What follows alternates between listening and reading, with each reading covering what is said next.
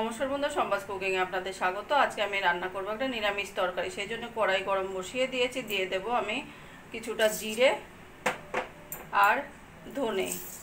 জিরে আর ধনেটাকে হালকা একটু ভেজে নেব।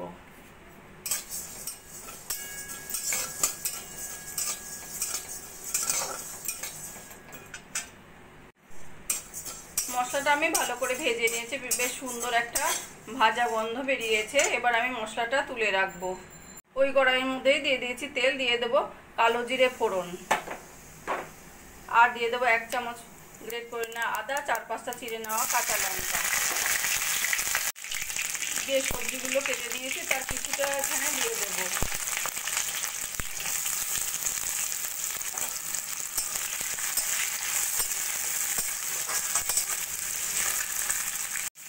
এবার দিয়ে দেবো একটা টমেটো পাতলা পাতলা করে কেটে নেওয়া।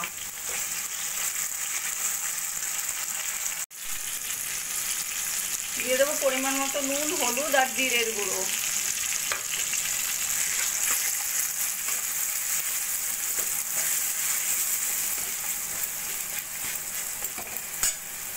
নুন দেওয়াতে টমেটোটা বেশ সুন্দর গলে গেছে। এবার আমি বাকি সবজিগুলো দিয়ে দেব।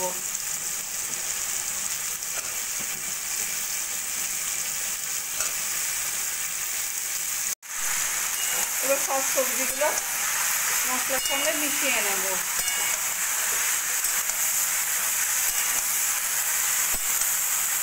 এখানে আমি কুমড়ো, আলু, ঝিঙে, ঢেঁড়স, গাজর এই সবজিগুলো নিয়ে নিয়েছি।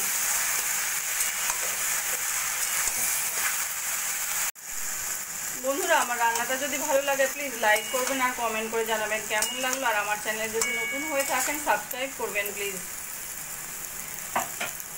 গ্যাসের ফ্লেমটা লো করে দিয়ে এবার একটা ঢাকা দিয়ে দেব। ঢাকা দিয়ে এবার যতক্ষণ না তরকারিগুলো সিদ্ধ হচ্ছে রান্নাটা করে নেব।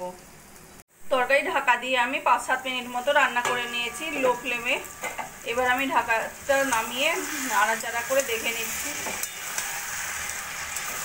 তরকারিটা বেশ সুন্দর মাখা মাখা হয়ে গেছে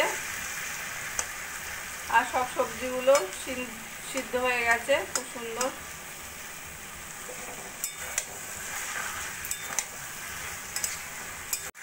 এবার আমি ওই ভেজে রাখা মশলার 1 চামচ ভেজে রাখা মশলা গুঁড়ো করে নেওয়া সেই দিয়ে দিচ্ছি। মশলাটা ভালো করে এবার সবজির সঙ্গে মিশিয়ে নেব।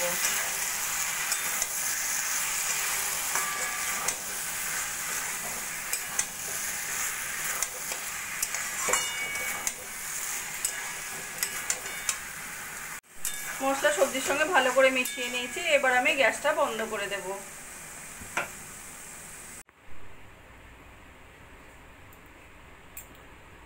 নিরামিষ তরকারি রান্নাটা আমার কমপ্লিট হয়ে গেছে। আমার এই রেসিপিটা যদি ভালো লাগে আপনারাও বাড়িতে বানিয়ে দেখতে পারেন। গরম গরম লুচি, রুটি, পরোটা সব কিছু দিয়ে খেতে অসাধারণ লাগবে। আর কমেন্ট করে জানাবেন কেমন লাগলো। প্লিজ লাইক, শেয়ার ও সাবস্ক্রাইব করবেন। আর যদি ফেসবুক পেজ থেকে দেখেন ফলো করবেন প্লিজ।